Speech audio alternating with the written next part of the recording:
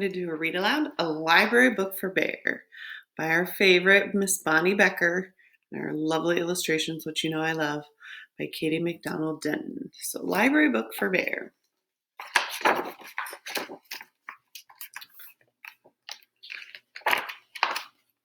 Bear had never been to the library.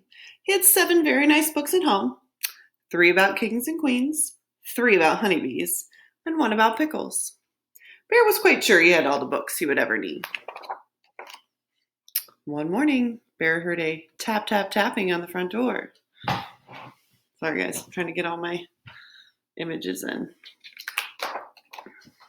When he opened the door, there was Mouse, small, gray, and bright-eyed. "We are off!" exclaimed Mouse with a happy wag of his whiskers. Bear frowned. He had agreed to go with Mouse to the library, but now he was quite sure it was a dreadful mistake. "Completely unnecessary," Bear announced. "I have all the books I ever need right here." "Oh, there are many delightful books at the library," Mouse assured him. "Humph," grumbled Bear, but he had promised. So he buckled up his red roller skates and stepped outside, grabbing a basket for his books.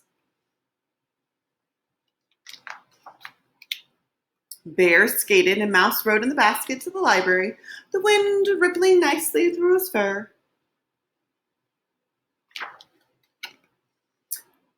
But when they got to the library, Bear didn't like how big it looked. "There are far too many books in here," he protested. "Most excessive." "Oh no, it's quite exciting," Mouse said, leading Bear through the tall doors. In the library were more books than Bear ever thought there could be. He quickly found a tucked-away corner. But even here, there were lots and lots of books. Terribly extravagant. Bear's voice was a little loud. "I shall find you the perfect one," Mouse said quietly in his library voice. "What about pickles?" commanded Bear. He only had 1 of those. But Mouse had whisked away. Mouse came back with a thick green book. Bear opened it. "Rocket ships? Ridiculous!" Bear's voice was getting louder. "A good book about pickles is all I require." "Remember, quiet in the library," murmured Mouse as he scurried off. He soon returned with a tall, yellow book. "I am not interested in wooden canoes." Bear's voice was even louder. "I have voices in the library," Mouse reminded him. "My voice is always quiet," Bear shouted. "I can find my own book, and I assure you that pickles are quite interesting." Mouse didn't look so sure, but Bear quickly spotted a blue book with a pickle on the spine, and Mouse sprang up the shelf to get it. Inside were pictures of pickles, and the pickles had little fairy wings, and they were dancing with petunias. "No dancing pickles!" Bear roared. "Shh!" said a voice. Bear peeked around the bookshelf. There was a small librarian with a cluster gathered around her. The librarian smiled, but a mother squirrel squished an angry finger against her lips, and an old raccoon said sternly, "Quiet in the library." Bear turned his back with a huffy sniff. "I know when I'm not wanted," he told Mouse. "I want to go home."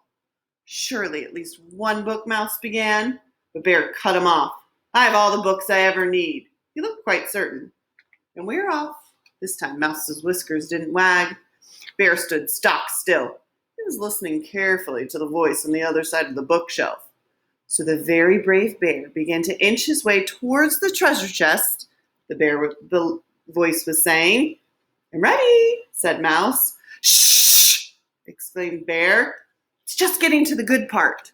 "But you said quiet voices in the library," Bear bellowed. Look at Mouse.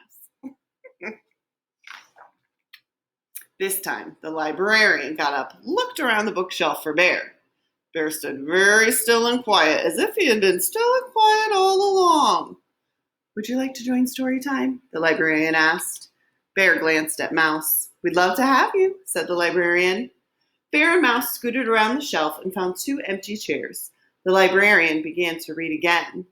Bear lifted the lid to the treasure chest, and inside The librarian paused, and Mouse and Bear strained forward on their seats. Inside, she said, was a mound of pickle slices. Each shining slice was made of diamonds and gold, and everyone shouted hooray for the very brave bear. And then she said the end. Bear stared dreamily into space for a moment, and then he looked over at Mouse and announced, "As I said, pickles are most interesting."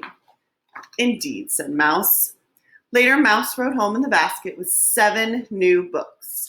There were 2 about wooden canoes, 2 about rocket ships, 2 about teapots,